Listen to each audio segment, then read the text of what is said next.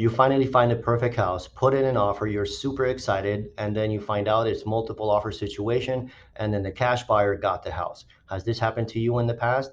Make sure you put a comment in the comment section. I'm just curious to see how many offers you guys are putting out there.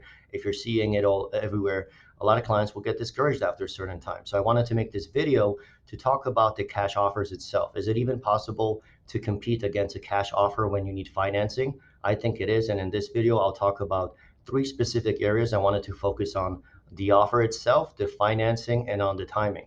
I think we can compete against cash offers, and hopefully this strategy, will it work every single time? Of course not, but I think you might take away some good things from this strategy, from this approach, and hopefully it helps you get the house. So if you're interested, keep on watching.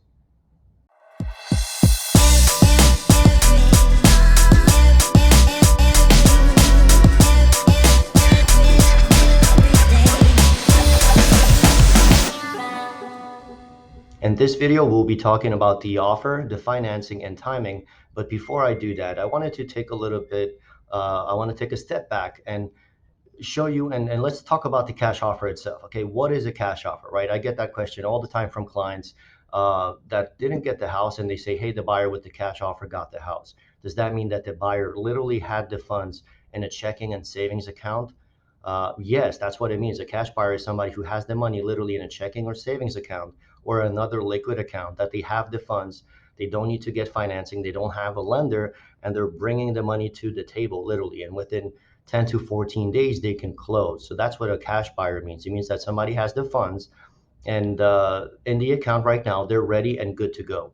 And there's two type of cash buyers. The first one is an investor. So that's somebody who has a lot of money in the account.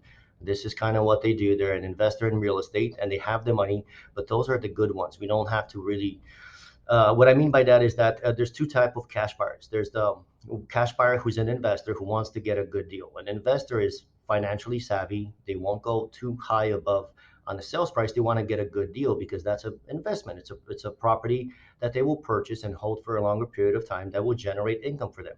They're an investor. So that's the first type. And the second type of a cash buyer is someone who's moving from out of state. Maybe they had a property in California. They're moving to Texas, for example, and the prices on the homes are substantially different. So they can have a property a million or above easily, sell that house, and if they live there long enough, maybe they have half a million left over. So what that means is that they literally will have half a million in their account after they sell the house in California, and now they have half a million to work with when buying a house in Texas. So if they're looking at a 400, 450 price range, they can come in at listing price or above and pay and buy the house with cash. Okay, and those are the ones that will a lot of times get the house, because if you have an investor and it's multiple offers, they usually won't go in higher than the sales price. But if it's a home for somebody, if they're moving down to Texas and they absolutely fall in love with the house, they're willing to pay listing price or above, because that's their home. That's the person that's going to come in with cash and go above listing price. The offer itself is what you're offering to the sellers. Okay, so we need to take a step back and look at this whole situation from the seller's standpoint. What would the seller be interested in, or what would be the most beneficial to the sellers when you're submitting the offer? So imagine yourself, put yourself in their shoes. You're the homeowner, you're selling your current house. What matters to you most when you get these offers coming in? So what matters most is going to be price and speed. That's my opinion. I think it's what we're really seeing out there, is that what matters to them the most is who's going to pay the most and how quickly can they close. So very often it's very interesting and appealing when you get a cash buyer, somebody who's moving from a different state, paying at listing price or a little bit above, and they absolutely fall in love with the house, right? They don't care. They waive the appraisal. They're just paying cash. And it only then takes about 10 days to 14 days to close, because they still have to go through the process of getting verification and then the title, and then they can close. Okay. But basically, in that situation, what we're looking at is, what does the seller care about? They care about the sales price. How does that affect their bottom line, right? So when you structure your offer and you're putting an offer on a house, knowing what I know today, being in the business, if I see a buyer helping clients with financing all the time, if somebody changes the down payment from 3% to 5 to 10 to 20, that doesn't really affect the sellers in any shape or form. It doesn't affect their net proceeds from the sale, right? If you put 3% down, or if you put 20% down, that's cool. That's on your side. The seller doesn't get a penny more, right? So I understand that a lot of times we try to structure it where, if even if you have the funds, hey, let me show them I can do 20% down, it's going to be a stronger offer. It doesn't affect the seller's bottom line. I don't believe that that would be a stronger offer. So changing the down payment does not make you a stronger offer. Changing the earnest money, really not so much. Again, it doesn't affect the seller's bottom line. I think what they care the most about in this market in 2022 is the price and then the speed to close. Okay, so you might be better off if you have 20% down. Again, I'm not saying you have to overpay on every property, but everything is a matter of, you have to, of perspective, right? If you might be paying for a top dollar for the house today, but within a year with this appreciation, and we're expecting 2022 to have about 7-8% appreciation. Even if you go in 5% above listing price within a year, you already gained equity in the property, right? So it's just a matter of perspective. That's why we're making this video. We're just having a conversation to maybe help you, look at it from a different standpoint. So put yourself in a seller's shoes. What matters to them? It's going to be price and it's going to be speed. How quickly can they close? Now, sometimes the timing, and that'll be in the third section of this video. But think about it. It's going to not the down payment that will not make the offer stronger. I think that you might be better off, instead of doing 20% down, you could do 10% down and then have the additional funds just in case if you need to go a little bit above listing price or if the appraisal comes in short. That's going to put you in a position where you can still get the financing. I think that that's going to be more important from the seller standpoint on affecting their bottom line and therefore making your offer stronger. Let's look at the financing when submitting an offer on a house and you're competing against cash offers. The financing is important. It's important on who the lender is, what kind of loan it is. Is it a conventional loan or FHA, right?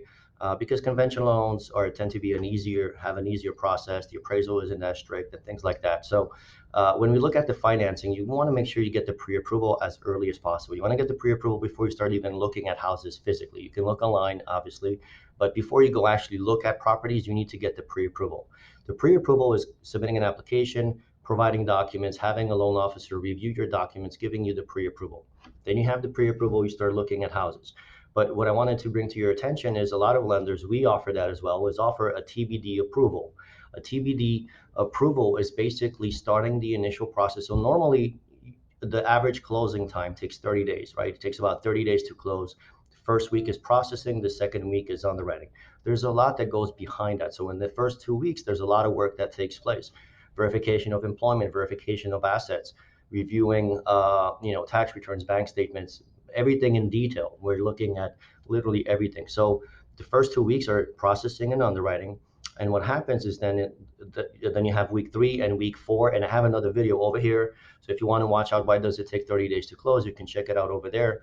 But what you want to do is some lenders will offer a TBD approval, which means to be determined property. You can go through the approval process, have an actual underwriter review your file, not just a loan officer, and underwrite it based on your credit and based on your income. So half of the work can be done. It can be done upfront. And then this way you have the full pre-approval. Then it's called a pre-approval if it's directly from the underwriter. And at that point, you can close in 2 weeks. That makes your offer way stronger. You don't have to, you can waive the financing contingency because you already have an approval from the underwriter. So that's the financing part of it. Make sure you find a local lender who offers this to you because this is a situation, this is how we stand out and compete with cash offers. The third part to this video is timing. A lot of times sellers will really like the offer most if it's a cash buyer and if you can close in 2 weeks. So that's what a cash offer does. It allows the sellers to sell the house within 2 weeks. But if we go through the pre-approval, a TBD approval with a local lender, and we knock out the first 2 weeks of the process, even though you still need financing, you still need to finish the title work, you still need to get the appraisal in, you can still close within a 2 week period. Okay, that's how we can compete with cash offers because that's what a cash offer is. It's going to come down to the price and it's going to come down to the speed.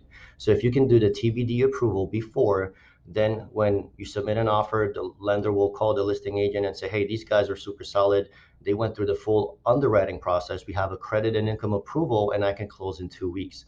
That's how we compete with cash offers, and that's what you want to do. That's the situation you want to put yourself in. And but with the timing, make sure when you submit an offer, quick closings are great. Sometimes, however, make sure the listing agent reaches out to the listing agent, your buyer's agent reaches out to the listing agent and gets a little bit more information on the sellers because you always want to make sure you cater your offer to that particular seller, to that particular house, right? So in some cases, timing might be not just a quick close in 2 weeks, but maybe timing sometimes is 45 days or 60 days. Maybe they have a house that they need to sell before they can purchase. So be able to move that around. But I'm just saying that if you have the pre-approval, a TBD pre-approval, and then you can close in 2 weeks. So that's how you can compete with cash offers. And just keep in mind that in the seller's mind, again, take a step back, put yourself in a seller's position. If you have multiple offers coming in, one of the main things they're going to look at is the financing, the sales price. The second thing will be the lender and financing, and then the third thing will be the timing. Okay, so these are the tips that I just wanted to share with you. Again, just a different approach. Always talk to your real estate agent; they're the pro. Take their advice. Talk to your lender. Maybe they have some other options too, but just wanted to make this quick video for you to help you maybe look at it from a different angle and be a little bit more positive about this, right? If this is something you like, make sure you hit the like button, hit the subscribe, and appreciate you watching all the way to the end, and I'll see you in the next video.